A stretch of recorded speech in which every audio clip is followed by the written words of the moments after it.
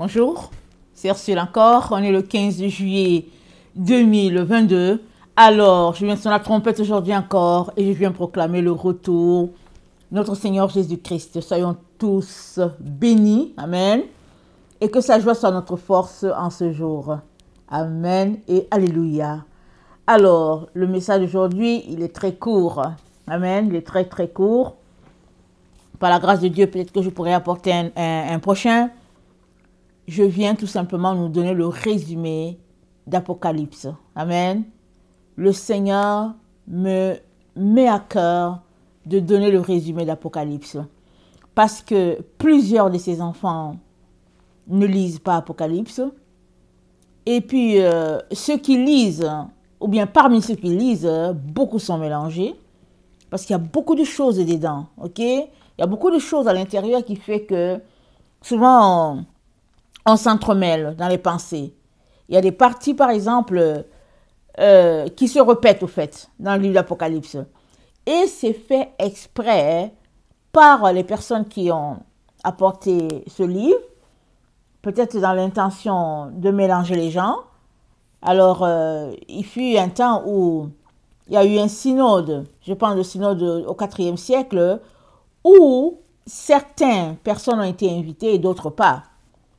Et quand le synode a eu lieu, c'est-à-dire cette réunion-là, sur les choses théologiques, les gens ont décidé de retirer le livre d'Enoch et le livre d'Apocalypse.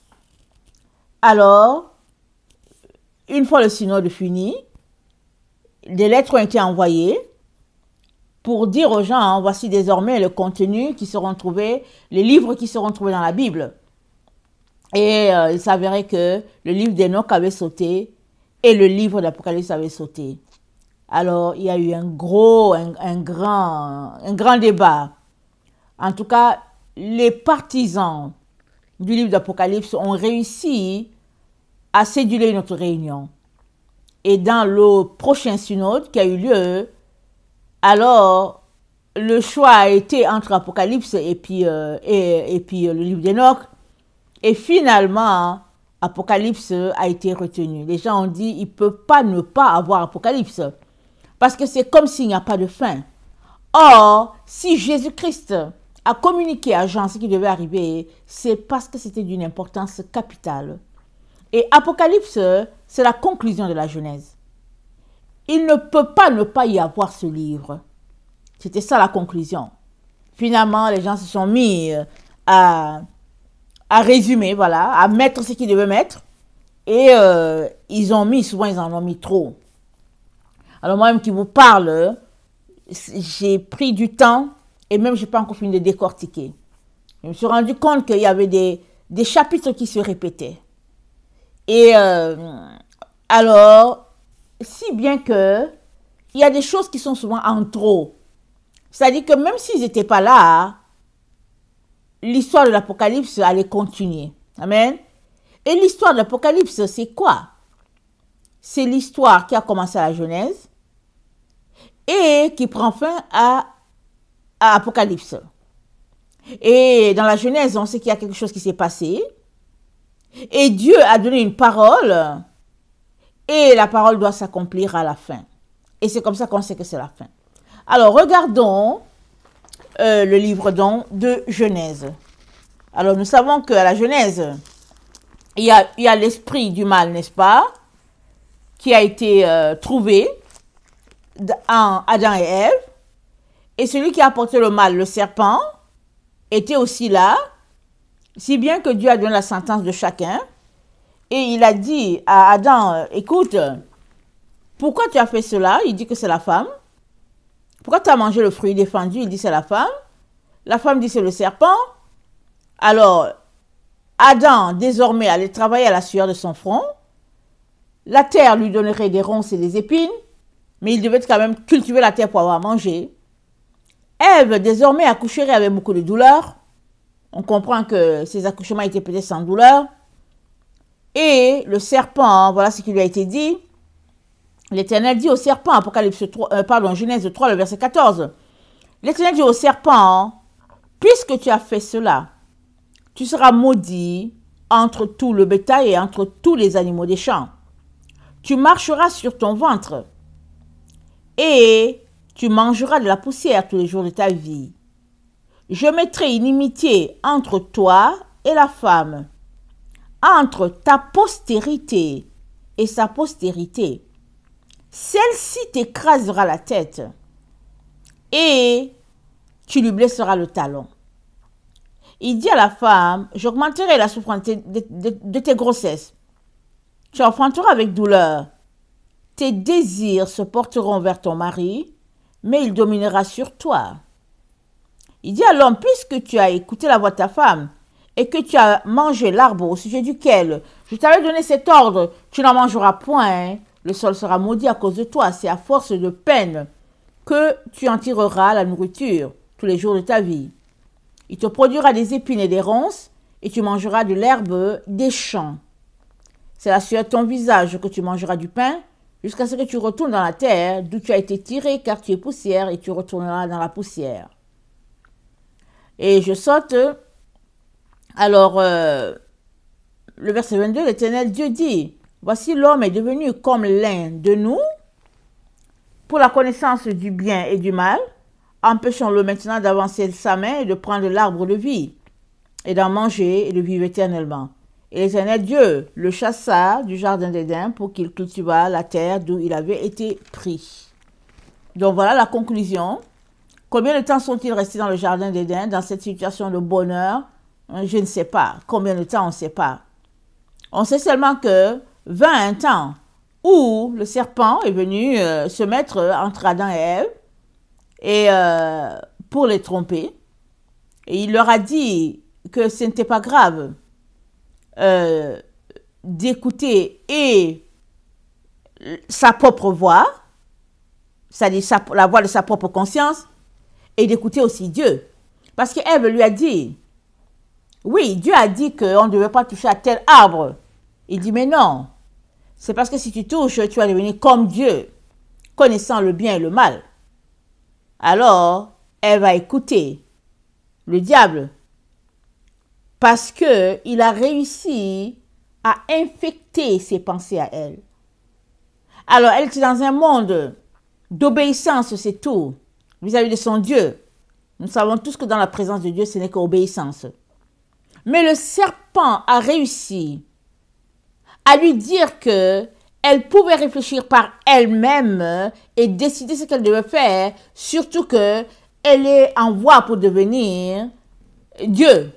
Si elle fait ça, si elle mange, et l'arbre là où il y a le mal, et l'arbre là où il y a le bien, elle va devenir comme Dieu.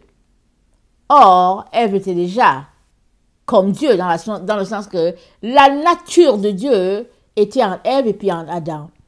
Il n'y a pas besoin de manger quelque chose de négatif pour pouvoir avoir quelque chose d'exponentiel. Ce n'était pas possible. Alors, la tromperie a conduit Adam et Ève à quitter cet endroit de bonheur, de parfaite félicité, et de se retrouver loin dans la souffrance, là où il y a la souffrance, les épines, les ronces, et surtout d'être chassés loin de la présence de Dieu, loin de la présence des anges, là où il y a l'arbre de vie, ils étaient chassés. Ok? Et Dieu dit au serpent, puisque tu as fait cela là, tu t'es servi de la faiblesse de Ève, vient un temps où elle va t'écraser la tête.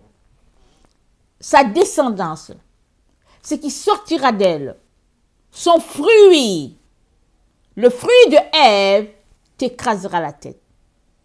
Toi, ton fruit, c'est que tu blesseras le talon. Alors, nous savons que le talon, c'est une blessure. Le talon, c'est la queue aussi.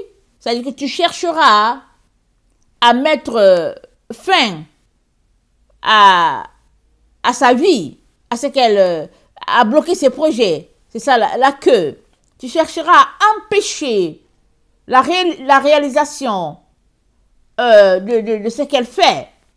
Mais, au finish, c'est la femme qui va t'écraser la tête. Au finish, la femme va marquer le point. Et tu seras knock-out. Tu seras incapable d'aller de l'avant. Au finish, la femme a le dernier mot. Elle va t'écraser la tête. Alors, le livre d'Apocalypse, au fait, c'est tout simplement la conclusion de Genèse 3, le verset 15. C'est ça le livre d'Apocalypse. Alors, si on prenait le livre d'Apocalypse et qu'on essayait de voir les différents passages qui se rapportent à ce combat entre Satan et Ève, on verrait qu'il y a peut-être 5 ou 6 chapitres. Tout le reste, c'est le décor, décrire le ciel, la présence de Dieu, ce qui se passe autour. Mais le combat, Apocalypse, c'est la narration du combat final. Alors, es-tu de ceux-là qui lit pour savoir comment ce combat-là finira? Ou bien es-tu de ceux-là qui lisent en diagonale, ou bien es-tu de ceux-là qui ne lisent pas du tout parce qu'ils ne veulent rien savoir? Parce qu'il est très important que tu saches comment finira le combat. Il est important. Alors, l'ange qui est venu parler à Jean, dit à Jean, dès Apocalypse 1, cet ange-là lui dit, le verset 3, « Heureux celui qui lit et ceux qui entendent les paroles de la prophétie et qui gardent les choses qui sont écrites, car le temps est proche. » Et Jean écrit aux 7 églises. On les connaît avec leurs faiblesses, avec leurs forces. Et il est donc très important que toi et moi, nous puissions nous concentrer sur les 7 églises. Parce que les 7 églises nous représentent. Alors, peut-être n'as-tu pas de problème avec l'église d'Éphèse et que tu es clean par rapport à l'église d'Éphèse. Mais peut-être que par rapport à l'église de Pergame, tu te retrouves pleinement là-dedans. Il est donc très important que tu saches qu'est-ce que notre Seigneur reproche à Pergame et que tu mettes ta vie en règle si Pergame ne te représente pas parfaitement. Alors, la femme écrase la tête du serpent. La femme, en fait, prend le dessus sur le serpent parce que de tout temps, le Seigneur il a associé la femme à son œuvre de création. Il a dit, créons l'homme et la femme à notre image. Et il s'est dit, il les créa et il les créa hommes et femmes à l'image de Dieu. Donc la femme a été pleinement associée à la création. Elle n'a pas été mise de côté comme ça se passe dans certaines sociétés, avec certains hommes, dans certaines familles, où il y a une éducation pour les garçons et puis une autre pour les filles. L'éducation des filles, c'est pour plutôt les asservir, etc., etc. Non, non, non. Avec Dieu, il y avait l'enfant mâle, il y a l'enfant femelle, et puis les deux sont au même titre. Ils sont, c'est-à-dire qu'ils ont la même position, la même place avec Dieu. Ok? Mais Satan, dans le but d'asservir la femme, a mis en place toutes sortes de théories, toutes sortes de tactiques, toutes sortes de théologies pour écraser la femme, afin justement d'empêcher que le plan de Dieu puisse se réaliser. Mais Dieu n'a jamais renoncé à son plan. Il a dit que la postérité de la femme, le fruit de la femme, le germe de la femme, l'œuf de la femme, c'est ça qui écrasera la tête de la postérité du serpent. Alors, on est ici en face de deux camps. Le camp de la femme et le camp du serpent. Maintenant, c'est à toi de décider ou de déterminer, voilà, c'est à toi de déterminer dans quel camp tu te trouves. Es-tu dans le camp de la femme ou es-tu dans le camp du serpent? Parce que la femme, au-delà d'être Israël en premier, parce que la parole est partie d'Israël, la femme, elle représente la véritable Église de Jésus-Christ avec la doctrine de Jésus-Christ. C'est ça la femme. C'est dit, c'est Paul qui l'a dit, dans Éphésiens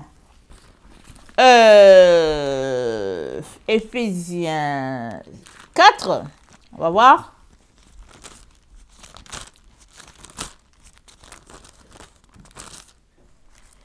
Excusez-moi, Éphésiens 5, il dit, car le mari est le chef de la femme, comme Christ est le chef de l'Église, qui est son corps et dont il est le sauveur. l'Église est le corps de Christ. Le corps ne peut pas être différent de la tête. Si Jésus-Christ est la tête, le corps, il est partie prenante avec la tête. Tu ne peux pas trouver un ADN différent au niveau de la tête et un autre ADN au niveau du corps. Non, ce serait une personne hybride. Tu ne peux pas. Le corps est la suite logique de la tête. Dans les situations là où il y a les massacres, vous savez, et puis bon, quand on cherche la reconnaissance, à qui appartient tel corps, ils essaient de voir, de matcher pour voir, ils disent, ah ok, cette tête-ci, c'est pour ce corps-ci. On les met ensemble, on dit, ah oui, oui, voilà ici. Et puis on fait le rassemblement des corps. Alors, si tu te réclames de Christ, tu ne peux pas être en même temps du serpent. Soit tu es la postérité de la femme, la véritable église de Christ, soit tu es la postérité du serpent, la fausse église. Finalement, femme et serpent se résument en deux différents mots, ou bien en deux différents locutions de mots. La véritable église et puis la fausse église. Donc voilà, c'est ça au fait, Apocalypse. Il y a la vraie église et il y a la fausse. C'est pas parce que tu vas à l'église tous les dimanches que tu fais partie de la vraie église. C'est pas parce que tu as des responsabilités dans l'église, c'est pas parce que tu t'es fait baptiser il y a 20 ans, 30 ans, c'est pas parce que tu parles en langue, c'est pas parce que tu as les dons, c'est pas parce que tu guéris. Non, non, non, ça n'a rien à voir avec tout cela. C'est pas parce que tu as tous ces éléments-là qui sont valorisés dans l'église que tu appartiens à Jésus. C'est pas ça. Rappelons-nous. Il a été dit dans la Bible, Seigneur, Seigneur, nous avons prophétisé en ton nom. Nous avons guéri les malades. Jésus-Christ a dit, retirez-vous de moi, ouvriers de l'iniquité. Alors, ces dons-là, comme le dit le nom, ce sont des dons. Ce sont des cadeaux de Jésus. Alors, tu n'es pas déterminé enfant de Dieu en fonction des cadeaux que Jésus t'a donnés. Mais non. Tu es enfant de Dieu parce que tu as décidé de le suivre, tu as décidé de l'aimer, de lui donner toute ta vie, tu as décidé de mettre en pratique ses préceptes, tu as décidé de marcher comme il a marché, de mettre tes pieds là où Jésus a mis ses pieds. C'est pourquoi tu es sa postérité. Voilà. C'est pourquoi tu es la postérité de la femme, la véritable église. Voilà pourquoi tu descends de Jésus. Si tu es capable de mettre tes pieds dans les siens, sinon, tu es tout simplement dans le leur, en train de penser que tu appartiens à Jésus alors que tu appartiens à la fausse église. Alors, Apocalypse nous présente dans une situation, Apocalypse 12, où la véritable église fuit devant le serpent, et Apocalypse 17, la fausse église est à cheval sur le serpent. La bête, c'est le serpent. Alors, voilà les deux situations. Alors, on a plein de dénominations sur la terre, des hic, des églises en hic, c'est partout. On a les églises dans les maisons, on a les églises partout sur la terre. On a les églises. Là où il y a deux, Jésus dit, je suis au milieu. Donc, l'église, c'est pas forcément parce que c'est administré par des gens, c'est pas parce que c'est reconnu, enregistré. Non, l'église, c'est là où Jésus-Christ se trouve. Dans une maison, si Jésus-Christ est invoqué, c'est une église. Alors, ce qui déterminera de quel type d'église tu es, c'est ce que tu es en train de faire en ce moment. Es-tu en train de marcher selon la doctrine de Jésus-Christ, ou bien marches-tu selon la doctrine des hommes? Qu'es-tu en train de faire? Ce que tu fais en ce moment détermine à qui tu appartiens et te donne l'étiquette du groupe qui est le tien. Il y a quelques jours, j'étais dans la présence de Dieu, le Seigneur m'a dit, Ursule, les temps sont écoulés. Il dit, prêche comme tu n'as jamais prêché. Pour dire aux gens de choisir la véritable doctrine. de choisir le véritable chemin. Il dit, prêche comme tu n'as jamais prêché. Et déclare au peuple son péché. Parce que les temps sont accomplis. La porte sera fermée soudainement. Soudainement, elle sera fermée. Et la question pour toi, elle est celle-ci. Où te trouves-tu en ce moment? Es-tu encore en train de te pavaner dans les choses du monde? Es-tu en train de t'asseoir devant la télévision pour regarder qu'est-ce que, je ne sais pas si c'est Jordan ou bien, je ne sais pas, excusez-moi, je n'ai que les vieux noms parce que je ne connais plus la nouvelle génération en ce qui concerne ces choses-là, dans le sport. Qu'es-tu en train de faire? Quel est le fruit qui sort de tes lèvres? Quel est le fruit de tes pensées? Que fais-tu? Parce que ce que tu fais, à tous les jours, à chaque minute, va déterminer de qui tu es l'enfant en réalité. Alors, Apocalypse, c'est juste le résumé du combat entre la femme et le serpent. Voilà, c'est ça, Apocalypse. Il y a beaucoup d'à côté, on voit quelqu'un qui est assis sur le trône, on voit notre Dieu qui est assis, on voit beaucoup de choses qui sont décrites. Mais le focus, c'est le combat de la véritable Église contre la fausse. Et la véritable Église va triompher, elle va entrer dans la gloire. Elle se retrouvera à former la Nouvelle Jérusalem avec ceux-là qui nous ont précédés, ceux-là qui ont implanté la doctrine dès qu'elle a commencé. Donc nous ne sommes pas juste ceux-là qui allons nous retrouver dans la Nouvelle Jérusalem, les gens du 20e, 21e siècle. On va se retrouver dans la Nouvelle Jérusalem avec les gens du 1er siècle et avec aussi ceux qui ont vécu avant notre ère, bien longtemps avant que Jésus-Christ vienne. Il est donc très important qu'il y ait un seul Dieu, une seule doctrine, une seule pratique. Alors, on ne peut pas se déroger. On ne peut pas dire, ouais, mais tu sais, Jésus, dans notre temps, il fallait juste aller à l'église et lever les mains, sauter un peu, et puis après, se présenter à la chorale, et on pouvait s'habiller comme on veut, et puis parler comme on veut, et c'est pas grave si on ne jeûnait pas. Jésus-Christ, dans notre temps, on pouvait adorer dimanche, et puis bon, c'est-à-dire, ça ne sert à rien de donner tous ces arguments. Pourquoi? Parce que, quand Jésus-Christ leur a dit, retirez-vous, oubliez de l'iniquité, ils ont dit à Jésus-Christ, n'avons-nous pas prophétisé en ton nom? N'avons-nous pas guéri des malades? N'avons-nous pas fait ceci? Jésus-Christ a dit, retirez-vous. Parce qu'aujourd'hui, on peut guérir les malades par le sorcier. On peut guérir, on peut faire des miracles par toutes sortes de pratiques de magie.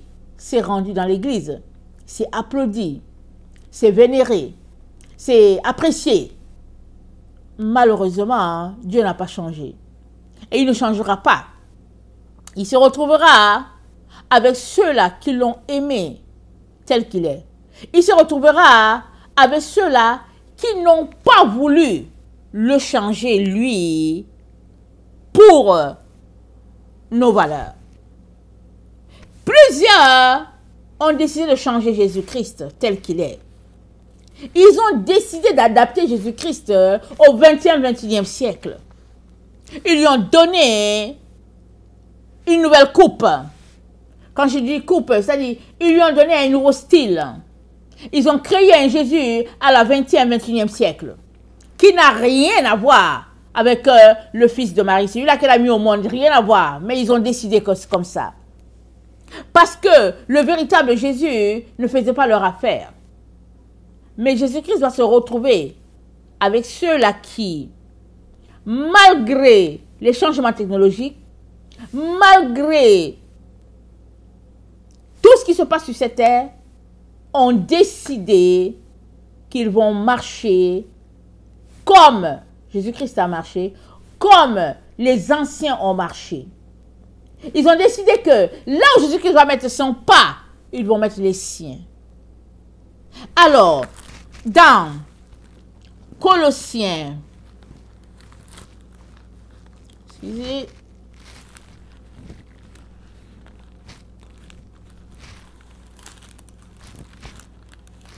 Excusez-moi quelques minutes.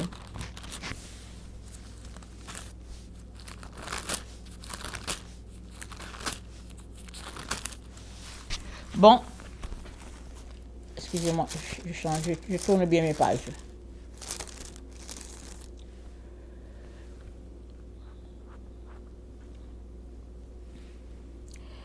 Colossiens 2, le verset 8.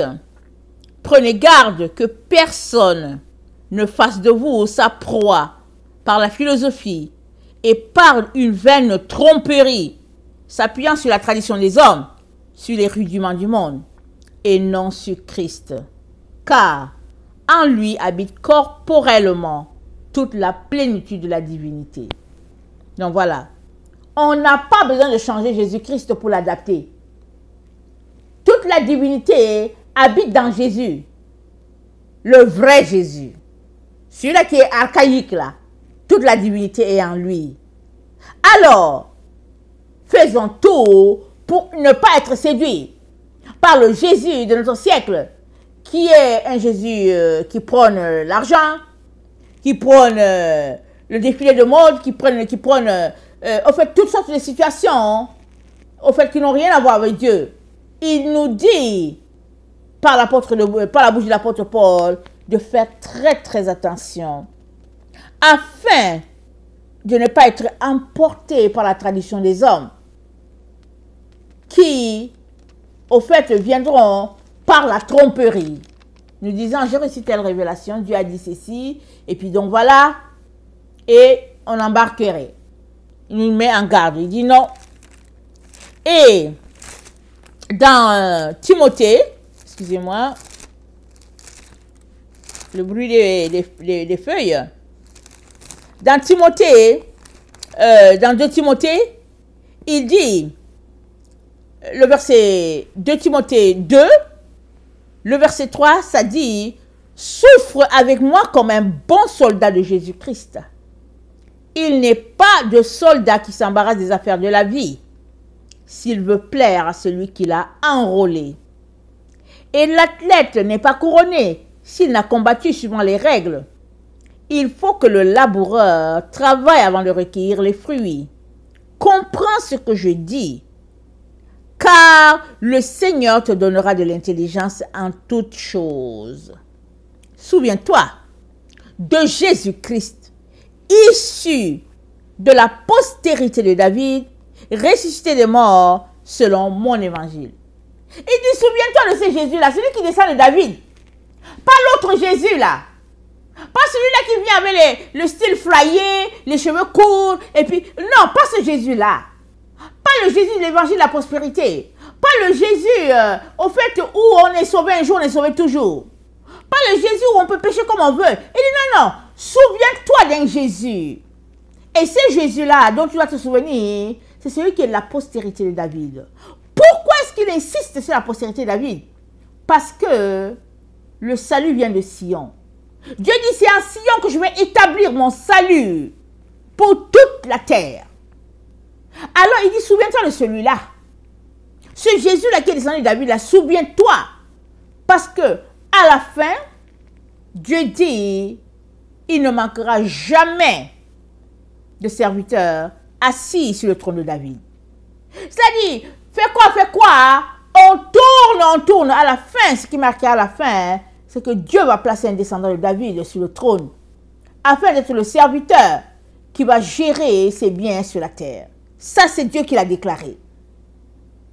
Alors, si tu te retrouves avec un Jésus, au fait, qui n'a rien à voir avec la postérité de David, Paul dit, méfie-toi. Parce que c'est Jésus-là qui descend de David, c'est un Jésus qui a enseigné la souffrance. Parce que seul par la souffrance, tu peux être épuré. Ce n'est pas l'abondance qui est pure, c'est la souffrance. C'est la vie du désert. C'est la vie du mépris, du rejet des autres. C'est ça qui nous sanctifie, qui nous purifie. Il dit, souffre avec moi, Timothée. Souffre. Ne t'embarrasse pas des affaires de la vie, mais concentre-toi. Et Jésus-Christ nous dit la même chose encore aujourd'hui. Il nous dit, heureux celui qui lit ce livre-là. Heureux. Pourquoi? Parce que dans Apocalypse, Tout ce qui est dans l'Apocalypse, c'est des mises en garde contre la fausse doctrine, contre Jézabel, contre les ténèbres, et c'est de nous dire de choisir, de nous sanctifier encore, ou bien de nous souiller davantage. Parce qu'il n'y a pas de milieu, il n'y a pas de juste milieu entre les deux. C'est soit l'un ou bien l'autre. Ce n'est pas les deux à la fois. Parce qu'on est parti de la Genèse où Satan a dit, c'est les deux à la fois. Il a dit à Ève, non, non, non, écoute, ne te fatigue pas, c'est les deux à la fois. Tu seras prise comme Dieu. Et Dieu nous dit, non, non, non, ça n'a jamais changé. C'est soit l'un, ou bien c'est soit l'autre. Alors, il nous dit donc, dans Apocalypse 22, et je vais lire le verset 11, il dit, excusez, que celui qui est injuste soit encore injuste, que celui qui est souillé se souille encore, et que le juste pratique encore la justice, et que celui qui est saint se sanctifie encore. Voici, je viens bientôt, et ma rétribution avec moi pour rendre à chacun selon ses quais son œuvre. Ces deux mondes, le monde de la lumière, le monde des ténèbres. Ces deux femmes, la véritable épouse de Christ et puis la fausse qui aime la prostitution.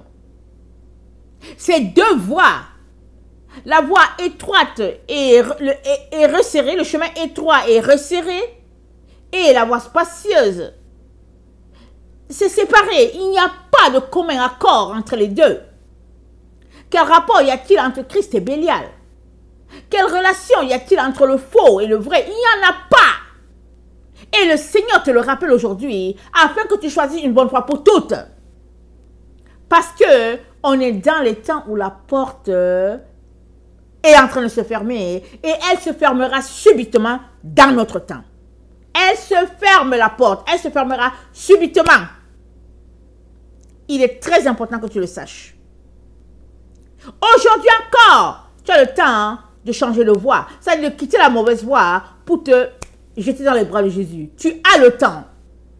Mais si tu traînes les pattes, si tu t'appuies sur le salut par grâce, le salut gratos, par grâce, où tu peux faire tout ce que tu veux, si tu t'appuies sur là et que tu traînes les pas, tu risques d'être surpris et vraiment désagréablement. Le Seigneur ne veut pas cela pour toi. Voilà pourquoi il te dit, le résumé d'Apocalypse, c'est la conclusion de la Genèse. Il doit commencer le nouveau monde avec un monde de lumière. Il y aura la séparation entre le jour et la nuit. Le jour étant le millénium, la nuit étant ce monde-ci dans lequel les deux esprits fonctionnent ensemble. Tous ceux-là qui auront choisi de fonctionner selon l'esprit de vérité se retrouveront arrachés dans ce monde pour se retrouver dans le millénium. Où seras-tu trouvé? Ne perds pas ton temps à croire à toutes ces personnes qui te font croire que c'est lointain. Non, non, non, non, non, rien n'est lointain. Tout est accompli. On est à la fin de la fin. On est à la fin de la fin. Où es-tu? Et vas-tu courir pour entrer alors qu'il y a encore une mince porte? La porte est un peu ouverte, mince. Tu peux peut-être glisser comme les chats savent s'amincir pour se glisser. C'est tout ce qui reste. Le Seigneur me charge de te le dire aujourd'hui. Alors, soit tu appartiendras au groupe de la véritable Église avec la véritable doctrine, soit tu te laisseras prendre dans le lot des personnes trompées et tu finiras loin de Dieu. Et je te laisse ce dernier conseil que notre Seigneur nous donne dans 2 Timothée. Il faut bien que tu l'aies à l'esprit. Comme ça, ça va te permettre de savoir où se trouve la vérité et de la chercher à tout prix et de l'établir dans ta vie et dans la vie de tes enfants. Alors, dans 2 Timothée 4, c'est dit, le verset 3, car il viendra un temps où les hommes ne supporteront pas la saine doctrine, mais ayant la démangeaison d'entendre les choses agréables, ils se donneront une foule de docteurs selon leurs propres désirs, détourneront l'oreille de la vérité et se tourneront vers les fables. Mais toi, sois sobre en toutes choses. Supporte les souffrances. Fais l'œuvre d'un évangéliste. Remplis bien ton ministère. Mais toi, sois sobre. Obéis à Jésus. Mais toi, fuis les gens qui sont doubles.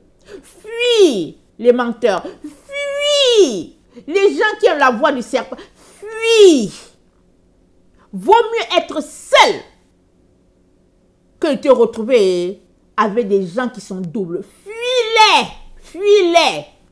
Comme le Seigneur me dit. Et dis, fuis. Tiens-toi très loin, ma fille. Tiens-toi très loin. Parce que l'hypocrisie, c'est contagieux. Et je viens nous dire à tous ceux-là qui s'apprêtent, fuis. Tiens-toi avec ton Jésus. Mieux vaut ne pas avoir d'amis que d'avoir des gens qui vont te conduire dans le gouffre. Que le Seigneur bénisse sa parole. Je vous aime beaucoup et Dieu davantage. Maranatha, Jésus revient. Amen et amen. Alléluia.